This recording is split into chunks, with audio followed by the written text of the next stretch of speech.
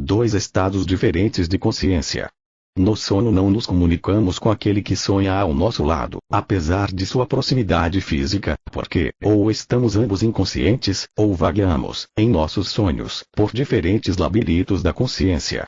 Intercomunhão impossível da mesma maneira, se seguiria que ainda que nossos amigos falecidos estivessem perto de nós e no estado de existência tão consciente como antes da mudança a que chamamos morte, seu estado de consciência teria de ser diferente do nosso.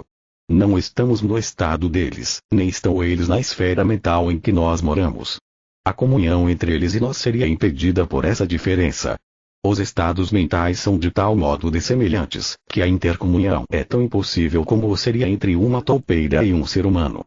Sonhos diferentes e despertares diferentes denotam estados de consciência diferentes. Andando pela Austrália, procuraríamos a ajuda dos esquimós em suas cabanas de neve?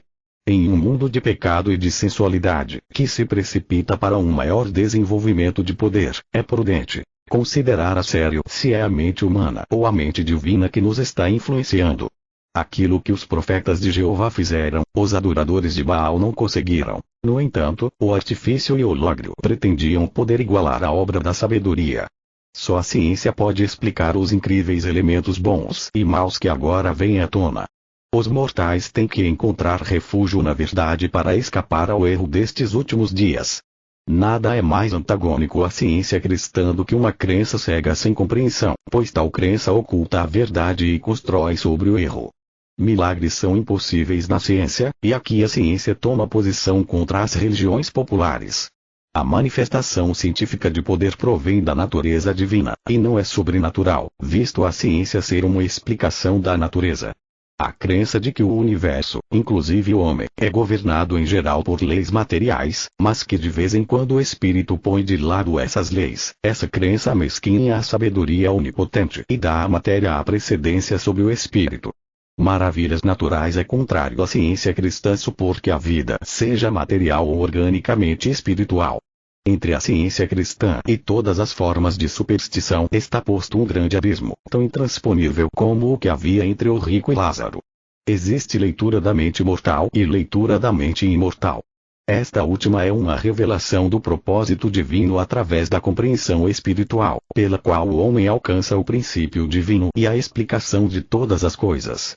A leitura da mente mortal e a leitura da mente imortal são pontos de vista diametralmente opostos, a partir dos quais se interpretam a causa e o efeito.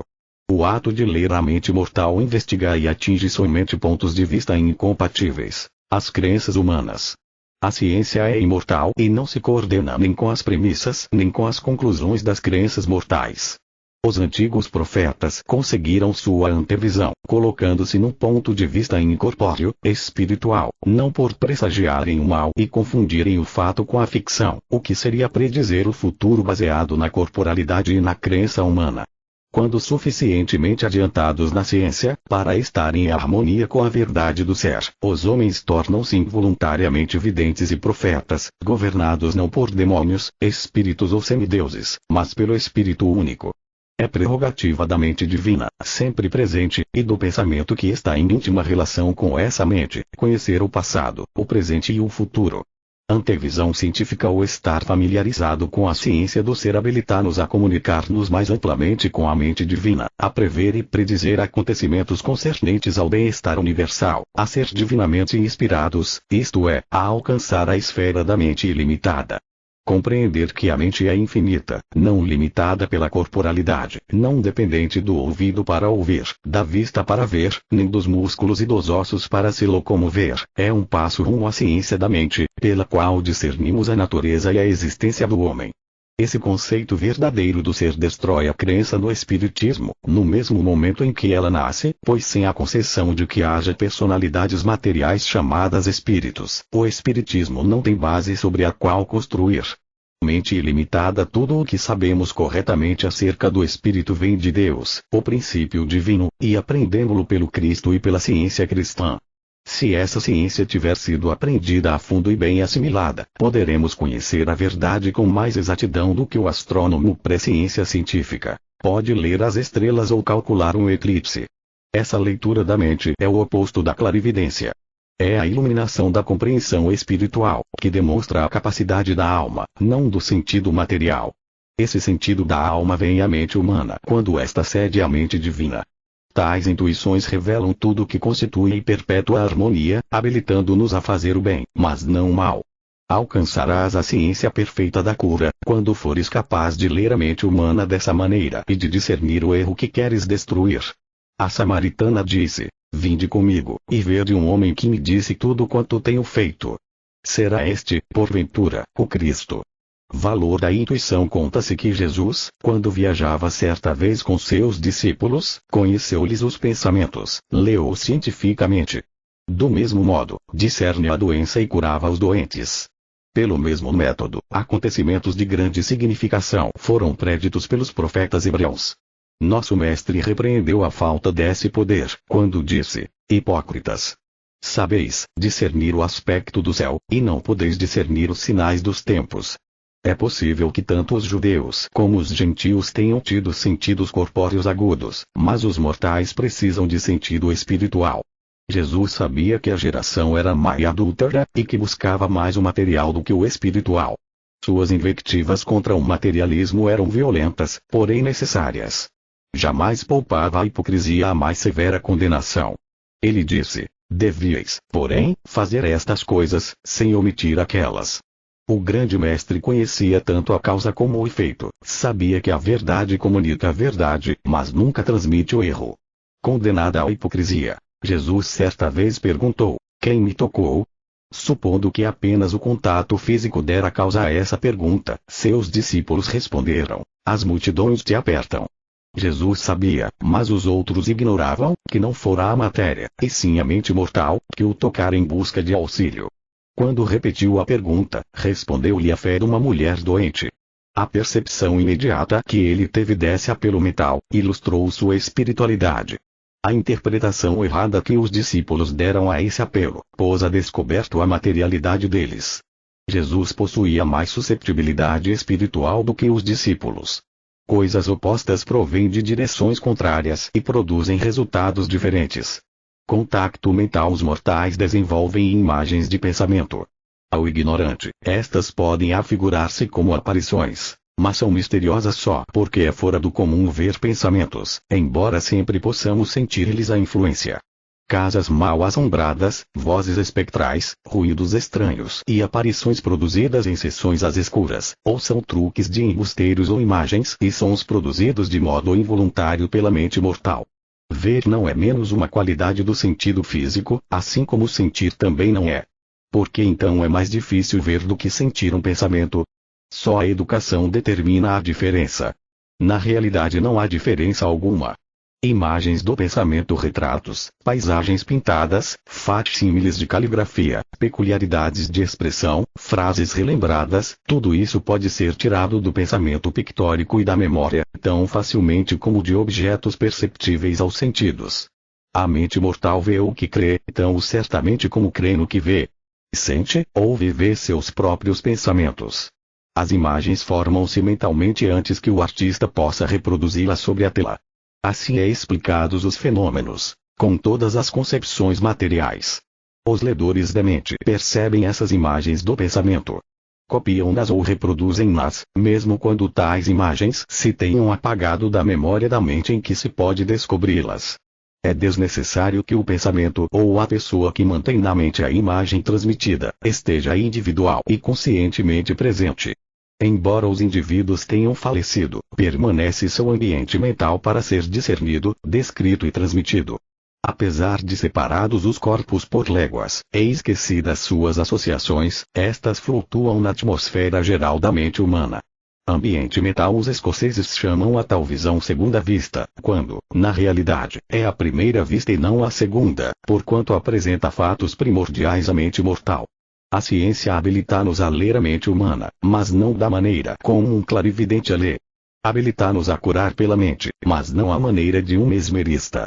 Segunda vista. A mina nada sabe das esmeraldas contidas nas suas rochas. O mar ignora as gemas que lhe estão nas cavernas, ignora os corais, os aguçados recifes, os grandes navios que lhe flutuam no seio, ou os corpos que lhe jazem sepultos nas areias. Não obstante, tudo isso lá está. Não suponhas que um conceito mental qualquer se tenha perdido porque não pensas nele. O conceito verdadeiro nunca se perde. As fortes impressões produzidas na mente mortal pela amizade ou por qualquer sentimento intenso, são duradouras, e os ledores da mente podem perceber essas impressões e reproduzi-las. Segredos enterrados. A memória pode reproduzir vozes que de há muito silenciaram. Basta fecharmos os olhos, e diante de nós surgem figuras que estão distantes milhares de milhas, ou que desapareceram completamente da vista física, e amigos recordados do sentido físico, e isto não em sonhos, quando dormimos. Em nossos devaneios diurnos podemos recordar aquilo que o poeta Tennyson expressou como desejo do coração, o toque de uma mão que desapareceu, e o som de uma voz que está silente. A mente pode até mesmo sentir a presença de um sabor e de um odor, quando nenhuma iguaria toca o palato, e nenhuma fragrância delicia as narinas. Como é que se pode fazer distinção entre ideias verdadeiras e ilusões? Verificando a origem de cada uma. As ideias são emanações da mente divina. Os pensamentos, que procedem do cérebro ou da matéria, são brotos da mente mortal, são crenças mortais, materiais. As ideias são espirituais, harmoniosas e eternas. As crenças procedem dos assim chamados sentidos materiais, que ora são considerados matéria-substância, ora são chamados espíritos.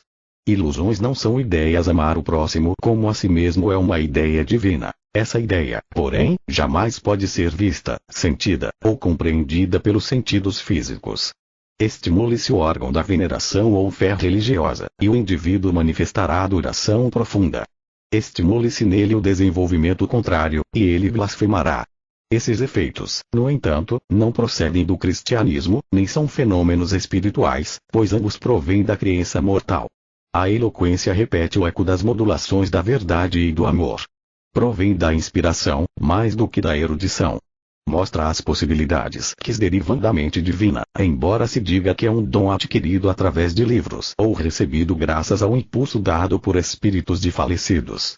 Quando a eloquência provém da crença de que o espírito de um falecido falar quando em transe, é ilusão. Está falando. Quem poderá dizer o que o médium, desajudado, é incapaz de saber ou de expressar? Esse fenômeno mostra apenas que as crenças da mente mortal andam às soltas. Esquecendo sua ignorância, acreditando que outra mente está falando por intermédio dele, o médium pode tornar-se de uma eloquência invulgar. Tendo mais fé em outros do que em si mesmo, e acreditando que outra pessoa qualquer lhe possui a língua e a mente, fala com desembaraço. Destrua-se-lhe a crença em ajuda alheia e a eloquência lhe desaparece. Voltam os antigos limites de sua crença.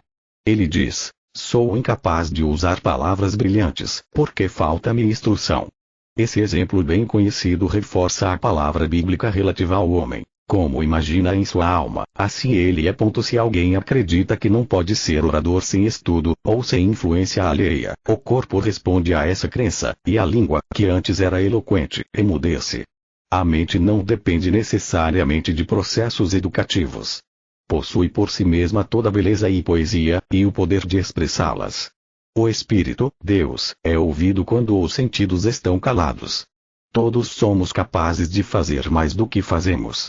A influência ou ação da alma confere uma liberdade que explica os fenômenos da improvisação e o fervor de lábios incultos. Improvisação científica. A matéria não é inteligente nem criadora. A árvore não é a autora de si mesma. O som não é o criador da música, e o homem não é o pai do homem. Caim muito naturalmente concluiu que se a vida estava no corpo e o homem a havia dado, o homem tinha o direito de tirá-la. Esse incidente mostra que a crença de que existe vida na matéria foi homicida desde o princípio. Origem divina. Se a semente é necessária para produzir trigo, e o trigo para produzir farinha, ou se um animal pode dar origem a outro, como podemos então explicar sua origem inicial? Como é que foram multiplicados os pães e os peixes nas margens do mar da Galileia, e também isso sem farinha nem mônada de onde pudessem vir o pão e o peixe? A órbita da Terra e a linha imaginária chamada Equador não são substância. O movimento e a posição da Terra são sustentados só pela mente. Liberta-te do pensamento de que possa haver substância na matéria, e verificarás que os movimentos e as transições que agora são possíveis para a mente mortal, serão possíveis também para o corpo. Então, se reconhecerá que o ser é espiritual, e a morte se tornará obsoleta, embora haja atualmente quem insista em que a morte é o prelúdio necessário para a imortalidade.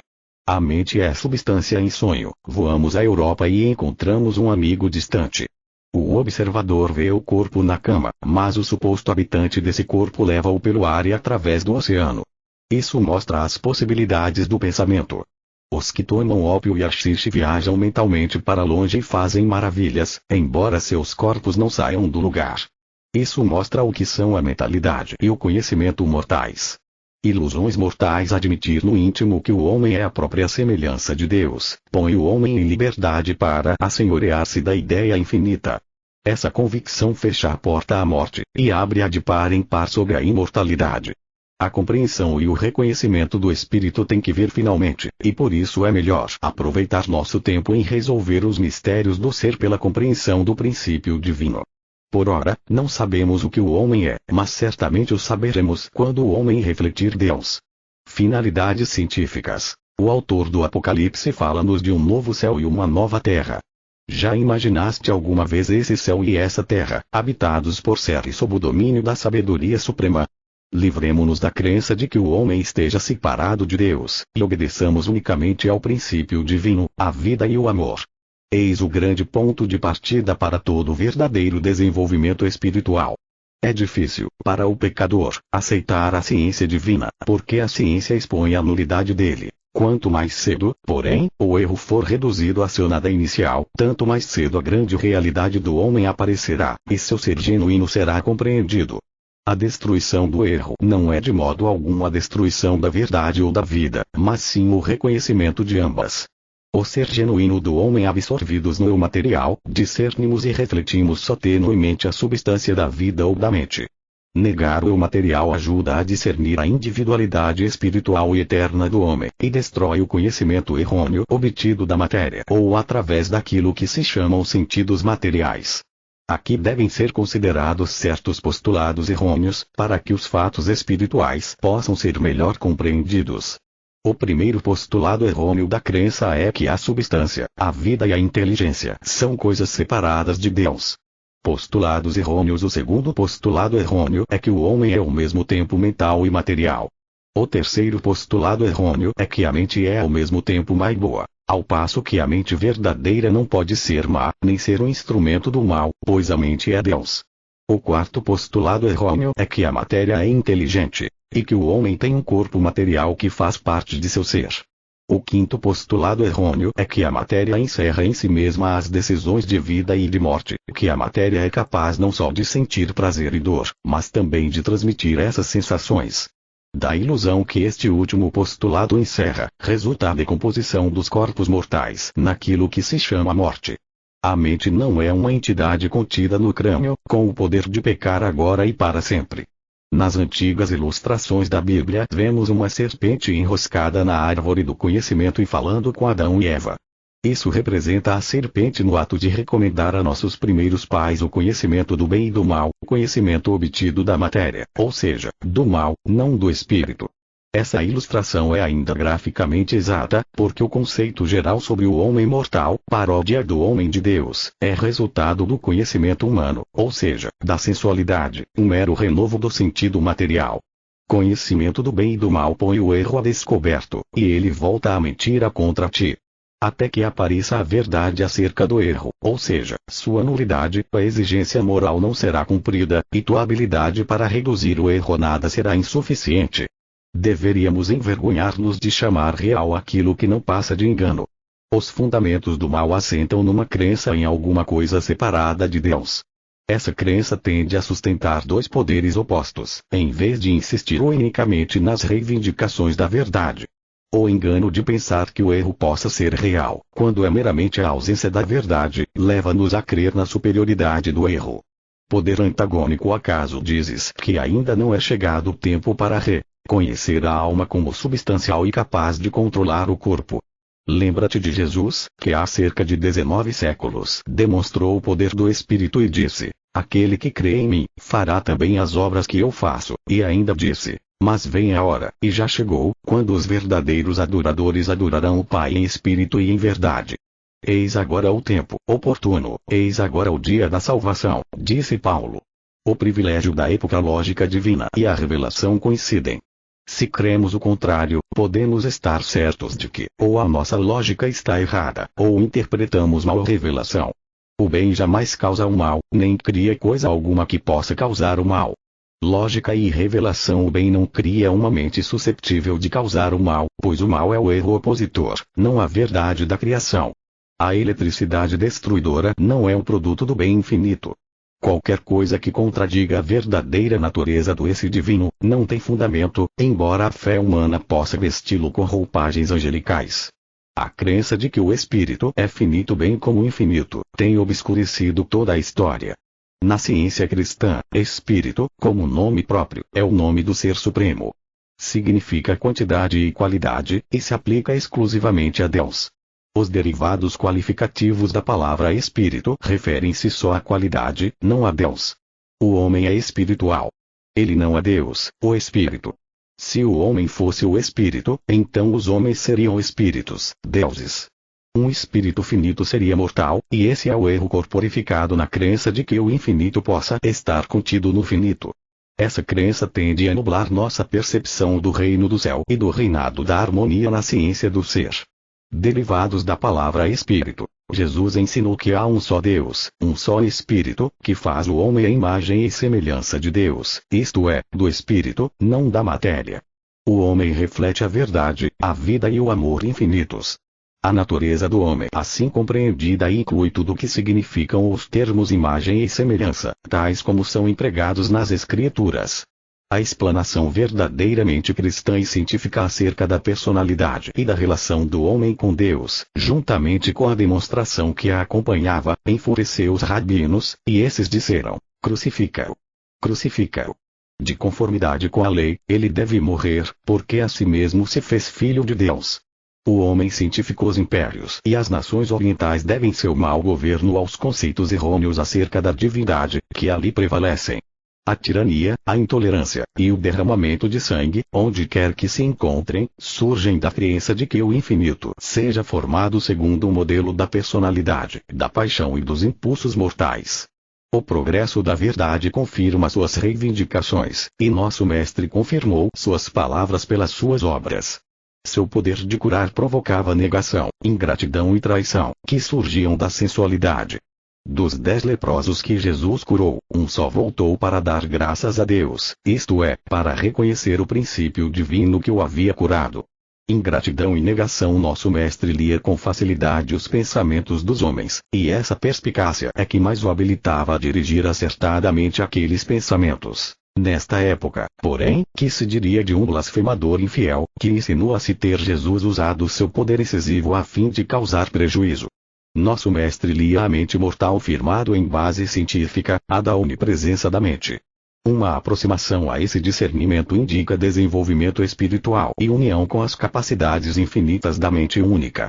Com ler o pensamento, alheio pela mente divina, Jesus não podia prejudicar a ninguém. O efeito de sua mente era sempre curar e salvar, e é isto que constitui a única ciência genuína de ler a mente mortal. Seus motivos e objetivos sagrados foram caluniados pelos pecadores daquela época, como o seriam hoje em dia, se Jesus estivesse pessoalmente presente. Paulo disse: o pendor do Espírito dá para a vida.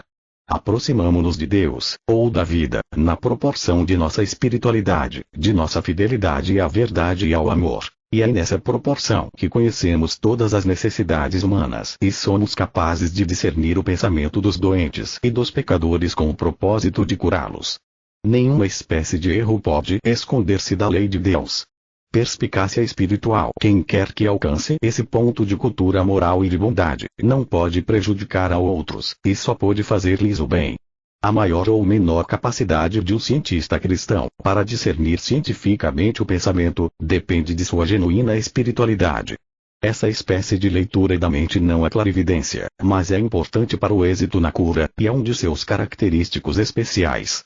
Saudamos o aumento do saber e o fim do erro, porque até a inventiva humana deve ter seu dia, e queremos que a esse dia suceda a ciência cristã, a realidade divina. A meia-noite prenuncia a aurora. Guiados por uma estrela solitária através das trevas, os magos de outrora predisseram um messiado da verdade.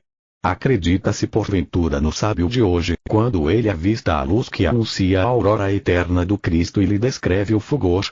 Reaparição do Cristo embalado por ilusões entorpecentes, o mundo está adormecido no berço da infância e passa as horas sonhando. O sentido material não revela as realidades da existência, mas o sentido espiritual eleva a consciência humana até a verdade eterna.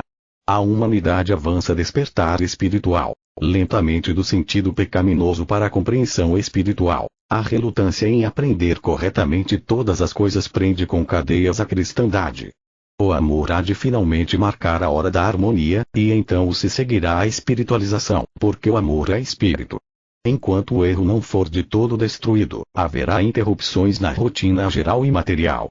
A terra se tornará sombria e desolada, porém o verão e o inverno, a sementeira e a colheita, embora sob aspectos diferentes, continuarão até o fim, até a espiritualização final de todas as coisas.